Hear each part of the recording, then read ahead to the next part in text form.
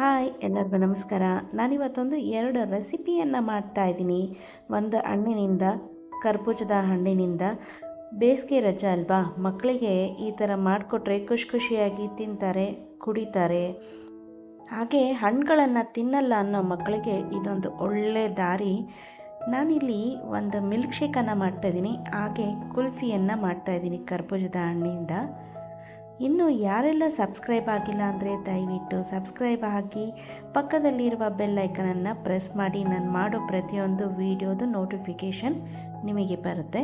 ಮೊದಲಿಗೆ ನೋಡಿ, ಒಂದು ಕರ್ಬೂಜದ ಹಣ್ಣು ತೊಗೊಂಡಿದ್ದೀನಿ, 2 ಸಮ ಪ್ರಮಾಣದಲ್ಲಿ ಕಟ್ ಮಾಡ್ಕೊಂಡಿದ್ದೀನಿ. ಮೊದಲಿಗೆ ಇದರ ಒಳಗಿರುವ ಬೀಜನೆಲ್ಲ ನಾವು ತೆಗಿಬೇಕಾಗತ್ತೆ.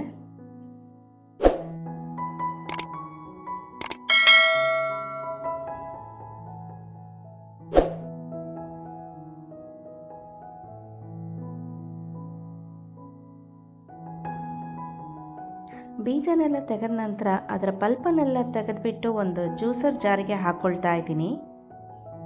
ಹಾಗೆ 1 ಕಪ್ಪು ಹಾಲನ್ನು ಹಾಕ್ಕೊಳ್ತಾ ಇದ್ದೀನಿ. ನಾನಿಲ್ಲಿ ಸಕ್ಕರೆಯನ್ನು ಬಳಸ್ತಾ ಇಲ್ಲ, ಅದರ ಬದಲಾಗಿ ಖರ್ಜೂರನ ಹಾಕ್ಕೊಳ್ತಾ ಇದ್ದೀನಿ. ನಿಮಗೆ ಬೇಕಾದರೆ ಸಕ್ಕರೆಯನ್ನು ಹಾಕ್ಕೋಬೋದು. ಹಾಗೆ ಒಂದು 2 ಏಲಕ್ಕಿಯನ್ನು ಹಾಕ್ಕೊಳ್ತಾ ಇದ್ದೀನಿ. ಈಗ ಇದನ್ನು ಗ್ರೈಂಡ್ ಮಾಡ್ಕೊಂಡು ಬರೋಣ. ನೋಡಿ ಎಷ್ಟು ಸುಲಭವಾಗಿ ಮಿಲ್ಕ್ ಶೇಕ್ ರೆಡಿ ಆಯಿತು. ಇದಕ್ಕೆ ಒಂದು 2-3 ಐಸ್ ಕ್ಯೂಬನ್ನು ಹಾಕ್ಕೊಳ್ಳೋಣ. ಈ ಬೇಸಿಗೆನಲ್ಲಿ ತಣ್ಣಗಿರುವ ಮಿಲ್ಕ್ ಶೇಕನ್ನು ಕುಡಿದ್ರೆ ತುಂಬ ಖುಷಿಯಾಗತ್ತೆ ಅಲ್ವಾ. ಅಲಂಕಾರಕ್ಕೆ ಒಂದು ಸ್ವಲ್ಪ ಏಲಕ್ಕಿ ಬಾದಾಮಿಯನ್ನು ಸಣ್ಣದಾಗಿ ಕಟ್ ಮಾಡಿ ಹಾಕ್ಕೊಳ್ತಾ ಇದ್ದೀನಿ. ನೋಡಿ, ಈ ರೆಸಿಪಿನ ಟ್ರೈ ಮಾಡಿ, ಹೇಗಾಗಿತ್ತು ಅಂತ ಕಮೆಂಟ್ ಮಾಡಿ. ನನ್ನೆಲ್ಲ ರೆಸಿಪಿಗಳನ್ನ ನಿಮ್ಮ ಫ್ಯಾಮಿಲಿಗೆ, ಫ್ರೆಂಡ್ಸ್ ಒಟ್ಟಿಗೆ ಶೇರ್ ಮಾಡಿ. ಬನ್ನಿ, ಇನ್ನೊಂದು ರೆಸಿಪಿಯನ್ನು ಮಾಡ್ತಾ ಇದ್ದೀನಿ. ಇನ್ನೊಂದು ಕರ್ಬೂಜದ ಕಟ್ ಮಾಡಿಟ್ಟಿದ್ವಲ್ಲ ಆ ಹಣ್ಣನ್ನು ತೊಗೊಂಡಿದ್ದೀನಿ. ಅದರದ್ದು ಬೀಜಗಳನ್ನೆಲ್ಲ ತೆಕ್ಕೊಂಡೆ. ಇದರದ್ದು ಪಲ್ಪೆಲ್ಲ ತೆಕ್ಕೊಳ್ಳೋಣ.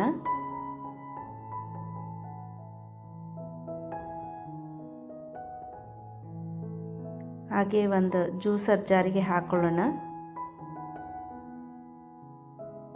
ನೋಡಿ, ಪಲ್ಪೆಲ್ಲ ತೆಗೆದು ಹಾಕ್ಕೊಂಡೆ. ನೋಡಿ, ಒಂದು ಸ್ವಲ್ಪನೂ ಇರದ ಹಾಗೆ ಹಣ್ಣಿನ ಪಲ್ಪೆಲ್ಲ ತೆಕ್ಕೊಂಡಿದ್ದೀನಿ. ಈಗ 1 ಕಪ್ಪು ನಾನು ಹಾಲನ್ನು ಹಾಕ್ಕೊಳ್ತಾ ಇದ್ದೀನಿ.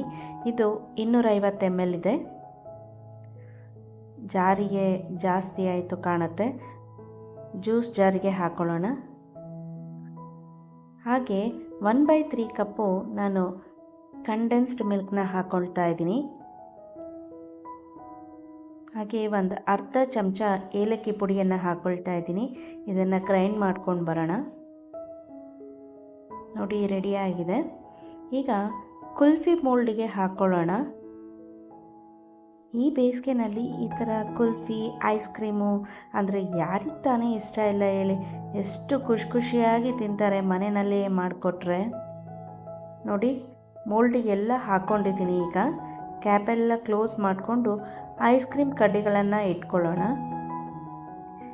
ಈಗ ಇದು 6-8 ಗಂಟೆ ಫ್ರೀಝರ್ನಲ್ಲಿ ಇಡಬೇಕಾಗತ್ತೆ. ನೋಡಿ, 6-8 ಗಂಟೆ ಆಗಿದೆ. ತೆಗೆದ ನಂತರ ಒಂದು 3-4 ನಿಮಿಷ ಬಿಟ್ಟು ತೆಗಿಬೇಕಾಗತ್ತೆ. ಎಷ್ಟು ಸುಲಭವಾಗಿ ಬಂತು ನೋಡಿ, ಎಷ್ಟು ಚೆನ್ನಾಗಿದೆ ನೋಡಿ. ಎಷ್ಟು ಸುಲಭವಾಗಿ ಒಂದು ಹಣ್ಣಿನಿಂದ 2 ರೆಸಿಪಿಯನ್ನು ಮನೆಯಲ್ಲಿಯೇ ಮಾಡಿಕೊಂಡು ನಾವು ತಿನ್ಬೋದು, ಕುಡಿಬೋದು. ನಾನಿಲ್ಲೇ ಈ ವಿಡಿಯೋನ ಮುಗಿಸ್ತಾ ಇದ್ದೀನಿ. ನಿಮಗೆ ಈ ರೆಸಿಪಿಗಳು ಇಷ್ಟ ಆಗಿದ್ದರೆ ದಯವಿಟ್ಟು ಲೈಕ್, ಶೇರ್, ಕಮೆಂಟ್ ಮಾಡಿ. ಹಾಗೆ ಸಬ್ಸ್ಕ್ರೈಬ್ ಮಾಡೋದನ್ನು ಮರಿಬೇಡಿ. ನಾನು ಇನ್ನೊಂದು ರೆಸಿಪಿಯೊಂದಿಗೆ ಸಿಗ್ತೀನಿ. ಧನ್ಯವಾದಗಳು.